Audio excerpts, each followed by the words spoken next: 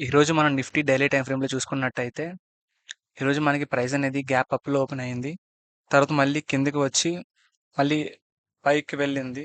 మనం అనుకున్న ఇక్కడ రెసిస్టెన్స్ అబోవ్ మనకి ప్రైస్ అనేది క్లోజ్ అయింది. రేపటి రోజున పైకి వెళ్తుందో, కిందకి పడుతుందో చూద్దాం.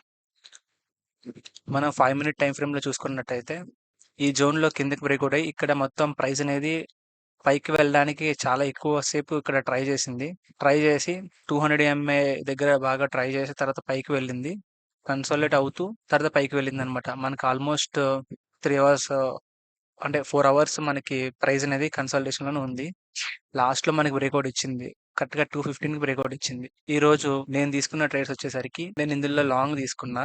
ఇందులో లాజిక్ వచ్చేసరికి హ్యామర్ క్యాండిల్ మనకి M15 లో దగ్గర హ్యామర్ క్యాండిల్ ఫార్మ్ అయింది. ఇదొక సపోర్ట్ కింద మనం తీసుకోవచ్చు. దట్ టూ మనకి 20 ఎంఏ దగ్గర కూడా మనకి హ్యామర్ క్యాండిల్ ఫార్మ్ అయింది. కానీ ఏంటంటే ఇక్కడ ఇందులో నెగెటివ్ వచ్చేసరికి మనకి 200 ఎంఏ అనేది దూరంగా ఉంది. దట్ టూ ఏంటంటే మార్కెట్ కరెక్ట్‌గా ఈ టైంకి అనేది మార్కెట్ డౌన్ సైడ్‌కి వెళ్తుందనమాట. ఇలా వెళ్తూ ఉంది.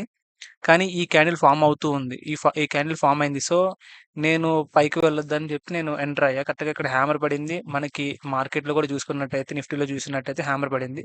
సో, ప్రైస్ అనేది రివర్స్ అవ్వడానికి ఛాన్స్ ఉంటదని చెప్పి నేను బై ఎంట్రీ తీసుకున్నా. కానీ చూసుకున్నట్టయితే నా ఎస్ఎల్ హిట్ అయ్యి ప్రైస్ అనేది కన్సాలిడేట్ అవుతూ మనం ఏదైతే మార్క్ చేసుకున్నాం ఆల్రెడీ ఇక్కడ ఒక లైన్ మార్క్ చేసుకున్నాం కదా! ఆ లైన్ దగ్గర మళ్ళీ ప్రైస్ అనేది కిందకొచ్చింది. ఇక్కడ 200 ఎంఎం అనేది ఇప్పుడు మనకి ప్రైస్ నియర్ బై అయ్యిందనమాట. మనకి even though price gap up open అయినప్పటికీ అలా జరిగింది. నెక్స్ట్ చూసుకున్నట్టయితే ఇందులో నేను తీసుకున్న ట్రేడ్. ఇందులో ఏంటంటే బ్రేక్‌ఔట్ అయినప్పుడు విక్ ఎక్కువ ఉందని నేను ఎంటర్ అవ్వలే. తర్వాత మనకి ఇక్కడ హైని కూడా బ్రేక్‌ఔట్ అయింది. బ్రేక్‌ఔట్ అయ్యి రీటెస్ట్ అయిందనమాట. మనకి ఇక్కడ 2 క్యాండిల్‌లో రీటెస్ట్ అయింది. పైగా ఈ డోజీ క్యాండిల్ ఫార్మ్ అయ్యి, ఆ డోజీ క్యాండిల్ పైన మనకి ఇంకో క్యాండిల్ క్లోజ్ అయింది. అప్పుడు నేను ఎంటర్ అయ్యా. నా ఎస్ఎల్ వచ్చేసరికి హై యొక్క కింద పెట్టా అనమాట. మన ఎస్ఎల్ వచ్చేసరికి. కానీ ఇందులో చూసుకున్నట్టయితే 20 ఎంఏ ఆల్మోస్ట్ నియర్‌గానే ఉంది. కానీ 200 ఎంఏ అనేది చాలా అవే ఉందనమాట. దట్ టూ మనకి ఆర్ఎస్ఏ 81% ఉంది. 70 ఉంటే తీసుకోవచ్చు. కానీ నేను ఎంటర్ అయ్యా. ఇక్కడ ఈ 200 ఎంఐ దూరంగా ఉన్న మెయిన్ మనకి బ్యాడ్ అనమాట. చూసుకున్నట్టయితే ప్రైస్ నా ఎస్ఎల్ ఎగ్జాక్ట్‌గా హిట్ చేసి ఇంకొంచెం కిందకి వచ్చి ఈ జోన్స్ దగ్గరకు ప్రైస్ వచ్చి మళ్ళీ అప్ సైడ్‌కి అనేది మొమెంటం ఇచ్చింది. ఈరోజు నేను చెక్ చేసిన స్టాక్స్ వచ్చేసరికి ఎన్టీపీసీ ప్రైస్ అనేది బ్రేక్‌ఔట్ అయింది గానీ మళ్ళీ కన్సాలిడేషన్‌లోకి వెళ్ళిపోయింది. పవర్ గ్రిడ్ మొత్తం కన్సాలిడేషన్‌లోనే ఉంది. ఇక్కడ హై బ్రేక్‌ఔట్ అయింది గానీ నియర్ బై మనకు రెసిస్టెన్స్ ఉంది. టాటా స్టీల్ ఇందులో నేను చూస్తుండగా వెళ్ళింది. నేను ఆల్రెడీ ట్రైల్‌లో ఉన్నా. సో, ఇది నేను ఎంటర్ అవ్వాలనమాట. ఈ హై ఎప్పుడైతే ఈ క్యాండిల్‌లో బ్రేక్‌ఔట్ అయిందో, నేను ఇక్కడ ఎంటర్ అవుదాం అనుకున్నా. కానీ ఎంటర్ అవ్వలే. దట్ మార్కెట్ అనేది బేరిష్‌లోనే ఉంది స్టిల్ అప్పటికి. నెక్స్ట్ వచ్చేసరికి ఇవి కూడా నేను చెక్ చేశా.